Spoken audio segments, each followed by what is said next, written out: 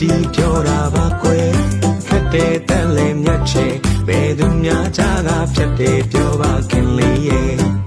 ခင်မနာတွေကွယ်မြတ်တာရဲ့ပခါရဲ့သစ္စာခလတ်တွေချင်နာတာတွေကွယ်မြတ်တာရဲ့ပခါရဲ့သစ္စာခလတ်တွေပြောပြခဲ့လို့ယုံယုံကြည်ကြည်ချစ်စေတဲ့